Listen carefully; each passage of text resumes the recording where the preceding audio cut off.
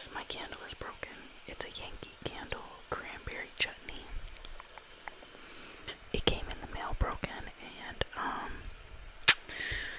really hate to send stuff back. So the candle is fine. I can still light it. So, to my surprise, when I got asked to do this video, I was thinking about all the different books I could read. I have a shelf full of books, full of like motivational books, like team building books, obviously like stories and things of that nature. But when I was thinking about this video, I was thinking about a particular book, and it's this book. It's called It's Okay Not to Be Okay. I believe it's by Anne Walsh. Correct? Don't quote me on that, but the original cover is not on here because my son was 1 year old when he ripped it off. So, but I thought this book would be perfect because, you know, lately we've been talking about like self-healing. We've been talking about, how to find ourselves and purpose, and to remind ourselves that we are important, that we do have a purpose. And to my surprise, as I go to open this book, now mind you, I bought this book maybe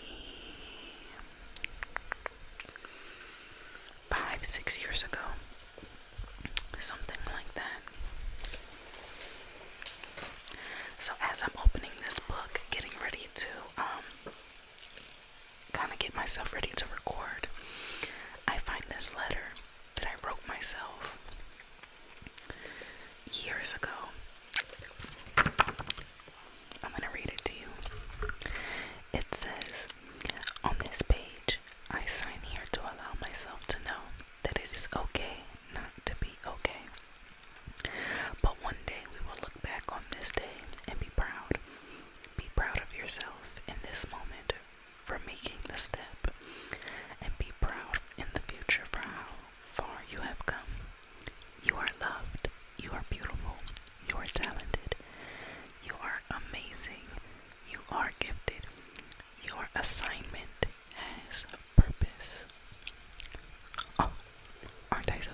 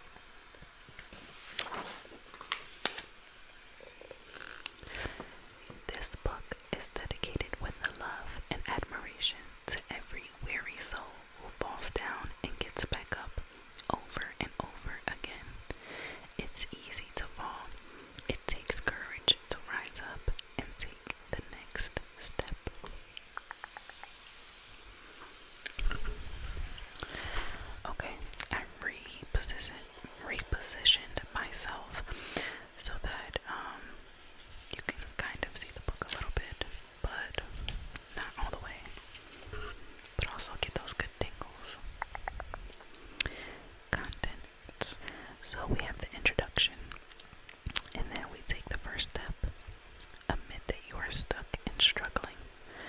Change the way you think. Face the what ifs even if you are afraid. Let go of what you can't control. Rise above disappointment. Celebrate your scars as tattoos of triumph. Decide to start again and again. And then there's a conclusion. You are made for more.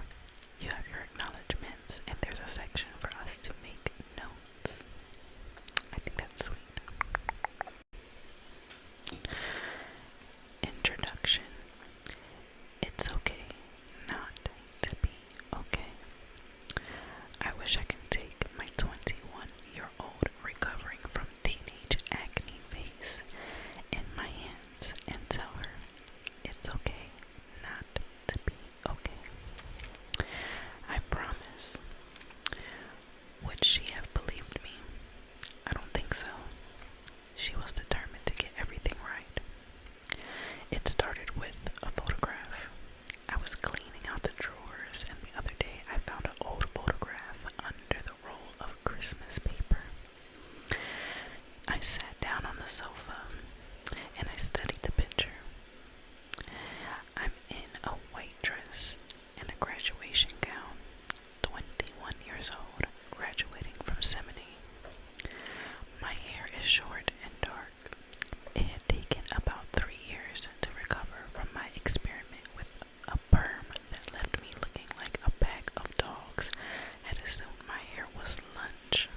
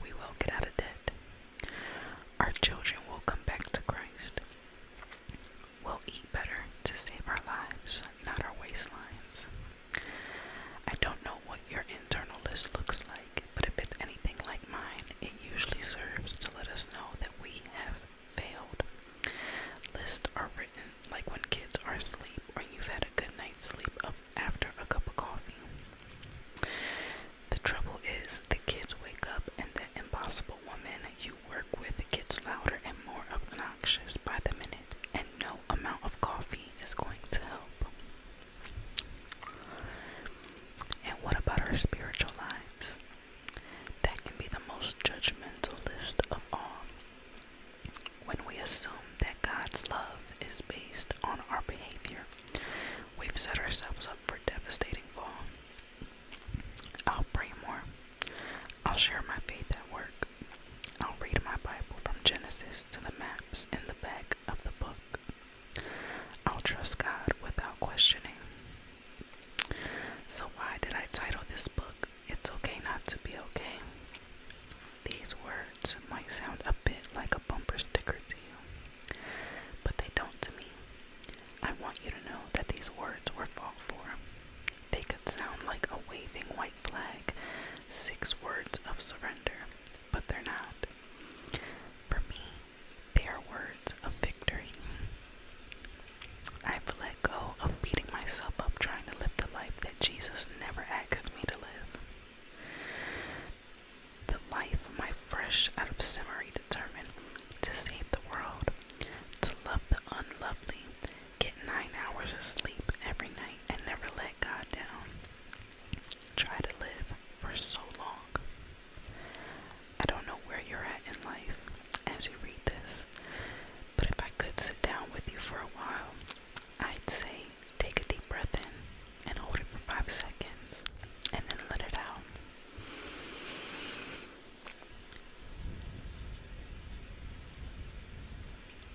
And again and again. Then I'd tell you that it is really not, it's okay not to be okay. That's why Jesus came. I gave my life to him when I was about 11 years old. As I write, I'm 61. That's 50 years of falling down and getting back up. 50 years of trying to be worth loving. 50 years of doing the same things over and over, hoping they turn out different this time.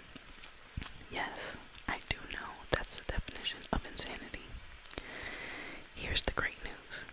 It's also 50 years of faithfulness of God and this beautiful invitation from Christ. Are you tired? Are you worn out? Burned out on religion? Come to me. Get away with me, and you'll recover your life. I'll show you how to take a real rest. Walk with me and work with me and watch how I do it.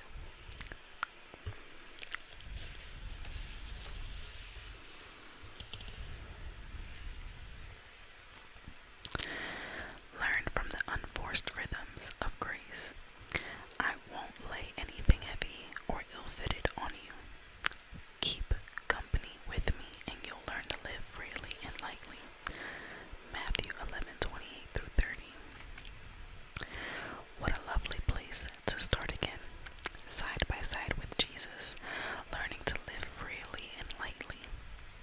I read an old Chinese proverb that said, the best time to plant a tree was 20 years ago. The second best time is now. I like that. Those are hope-filled words that they say we get to start again and again and again. No matter what's true in your life at this moment, I want to remind you that God loves you right now, no matter what's going on around or inside you. These words may fall flat for you right now if you find yourself in an unfamiliar place, a difficult season. Perhaps you're facing the end of a marriage and you either feel like a failure or that you've been betrayed and abandoned. You may be facing an empty nest and have no idea what to do with your life and what it should revolve around now. Perhaps you have a lost loved one and a very idea of moving forward not only seems impossible, but it feels wrong. You may think, I've done this before. I've tried to start again and it didn't work. Or perhaps if you're honest and you're just too tired to try, I understand that. I've been there. I'd like to simply say gently, you were made for more. You are worth fighting for. Christ thought you are worth dying for.